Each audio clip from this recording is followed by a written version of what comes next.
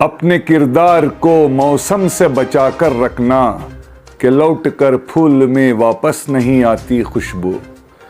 खुदा हमको ऐसी खुदाई न दे कि अपने सिवा कुछ दिखाई न दे।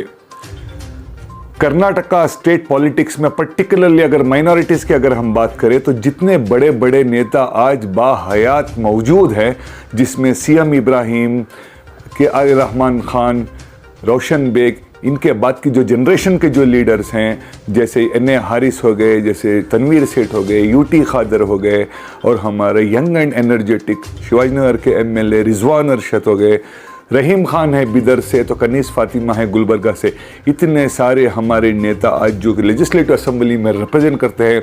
And last but not the least, firebrand for 40 ओल्टेड हाई ऑक्टेन पॉलिटिशियन, चामराजपेट के 4 टाइम्स एमएलए और 2 times ex cabinet minister BZ Zameer Ahmed Khan.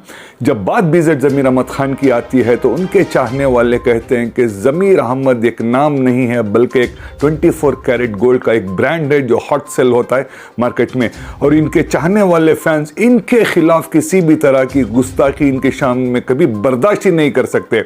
आपने देखा होगा 2-4 दिन पहले, पिछले 4-5 दिन पहले एक इंसिडेंट हुआ था जिसमें एक शख्सियत बनशंकरी के नयाज पाशा ने एक आवाज़ उठाई थी और कहा था कि ज़मीर अहमद खान आप मुझे कबूल नहीं हैं। तो पूरा जितना फ़ैन फॉलोइंग था अक्रॉस द कर्नाटका से एक रिएक्शन वीडियोस का सुनामी आ गया था सोशल मीडिया पे, आपने देखा हो किस तरह से।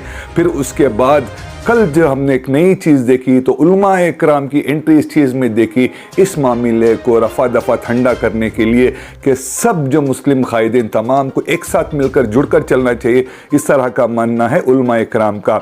जो रिएक्शन वीडियोस आए थे कितने सारे हैं, तो हमने कोशिश की कुछ फैंस को हम बात करते हैं और जानने की कोशिश करते हैं कि इतनी शिद्दत की मोहब्बत वो बीजेड ज़मीर अहमद खान से क्यों करते हैं। तो जितने फैन सबसे बड़ा जो नाम आता है जो हमने देखा है, इसमें फ्रेजर टाउन के मुजाहिद पाशा हैं जो एक्स कॉरपोरेटर है, नॉमिनेटेड कॉरपोरेटर हैं, जो हमेशा से बीजेड ज़मीर अहमद खान उनके साथ रहते हैं। साथ ही साथ जो हमने नयाज पाशा उनका एक वीडियो पब्लिश किया था, इंटरव्यू पब्लिश की थी, उसमें हमने स्टार्टिंग में एक एक्शन और रिएक्शन दिखाया था जिसमें एक फ़ैन ने जिनका शायरी करने का एक अंदाज ही निराला है, जो ज़मीर अहमद खान के बारे में उन्होंने एक रिएक्शन वीडियो डाला था। हमने उनको ढूंढ निकाला, हमने मुजाहिद पाशा से और हमने उन आरिफ भाई से बात की। आइए इस बारे में देखते हैं इनके फैंस इनके बारे में क्या कहते हैं। सर, कर्नाटका स्टेट में इतने सारे मुस्लिम नुमाइंदे होने के बावजूद सिर्फ़ और सिर्फ एमएलए बीजेड ज़मीर अहमद खान से इतनी शिद्दत की मोहब्बत क्यों? उनका कमिटमेंट, उनके कमिटमेंट में इतना दम है। जैसा मैं लास्ट टाइम इलेक्शन हारा, उसके बाद समझ लिया था कि मैं मेरी सियासत ख़त्म, तो उन्होंने उस मेरी सियासत को ख़त्म होने नहीं दिया, नॉमिनेटेड कॉरपोरेटर बनाए।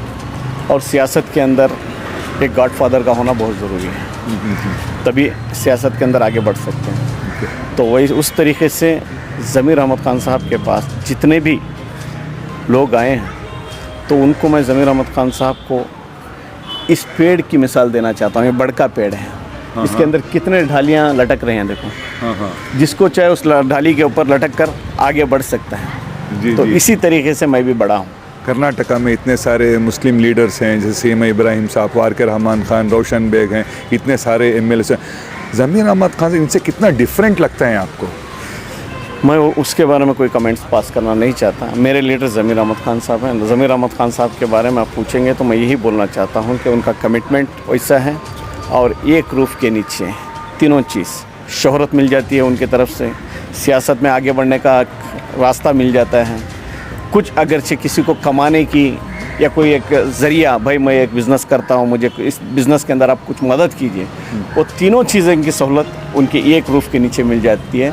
उसी को उनको ये बड़का झाड़ का रूप दे रहा हूँ मैं। आपके चाहने वाले एमएलए बीजेड ज़मीर अहमद खान के बारे में बनशंकरी के नयाज पाशा ने कहा कि आप हमें कबूल नहीं हैं, तो इतना सारा जो रिएक्शन आ गया, आपने भी रिएक्ट किया था, इसके बारे में क्या कहेंगे? क्या देखिए, एक छोटी सी बात मैं बोल के बात इसको ख़त्म करता हूँ, क्योंकि कल उलमाए इकराम ने उस चीज़ के बारे में एंट्री ली है, तो उसके लिए मैं उसके बारे में बहस करना तो उलमाए इकराम की तौहीन करने जैसा होता है, तो उस मामले को छोड़ दो। हाँ, लेकिन एक बात यह ज़रूर कहना चाहता हूँ, ज़मीर अहमद खान साहब कहीं किसी कोई लीडर के सामने हो, कोई उलमाए इकराम के सामने हो या कर्नाटक के अवाम के सामने हो कि भाई आप लोग मुझे कर्नाटक का माइनॉरिटी लीडर मानो बोलकर कभी नहीं बोले और किसी के सामने अर्जी भी नहीं डाले और उनको ज़रूरत भी नहीं है। आवाम की चाहत उनके लिए है और इनकी चाहत आवाम के लिए है। उसको कोई रोक नहीं सकता, कोई टोक नहीं सकता। कोई लीडर के बस में ये भी नहीं है कि भी हिम्मत भी नहीं है कि भी उनकी चाहत को रोक कर उन आवाम के बीच में जाकर ज़मीर अहमद खान साहब की मकबूलियत को कम करने का किसी में इतनी हिम्मत नहीं। सबसे पहले अस्सलाम वालेकुम वरहमतुल्लाहि वबरकातुहू। नमस्ते कर्नाटका। सबसे पहले बेंगलुरु अखबार के नाजरीन को मैं दिल की गहराइयों से मैं अदबन गुजारिश करता हूँ, इस चैनल को ज़्यादा से ज़्यादा तादाद पर आप दुआओं से नवाजें और इस चैनल को ज़्यादा से ज़्यादा दूसरों तक पहुँचाएँ कि आपके हक़ की आवाज़ उन तक पहुँचे। इनका मकसद ये है कि कौम की खिदमत को आगे बढ़ाएँ। सर, आपका सवाल पूछिए सर। इतनी मोहब्बत क्यों सिर्फ और सिर्फ बीजेड ज़मीर अहमद खान साहब से? दूसरे नेता नज़र नहीं आते आपको? जी सर, बीजेड ज़मीर अहमद साहब की एक शख्सियत ऐसी है, अल्हम्दुलिल्लाह कर्नाटक में माइनॉरिटीज़ के लीडर्स बहुत हैं, मगर उनके डेरे में रहकर काम कर रहे हैं। जिनके उनके हल्के हैं, उनके हल्के के डेरे के अंदर काम कर रहे हैं। मगर बीजेड ज़मीर अहमद साहब एक वाहिद शख्स ऐसे हैं कि पूरे कर्नाटक के एक मज़लूम मुसलमानों की आवाज़ बन के निकले हैं। जब भी उनके हाफिज़ को आते हैं तो तुम्हारी कॉन्स्टिट्यूंसी कौन सी वो नहीं देखते, तुम्हें किस तकलीफ़ पे आए हैं उसका तकलीफ़ का मेरे पास क्या हल है वो दिखा रहेंगे। जब खिदमत करने में आ रहे हैं तो बीजेड ज़मीर अहमद साहब सिर्फ चामराजपेट को नहीं, अक्खा कर्नाटक के और आउट ऑफ स्टेट जो अदर से, कलकत्ता से जो आए, आपको तो मालूम है कलकत्ता से जो बच्ची की जो पेशेंट हुई थी उसको इलाज कराकर वापस भेजने का काम करे, जो कोई दूसरे लीडर किए क्या।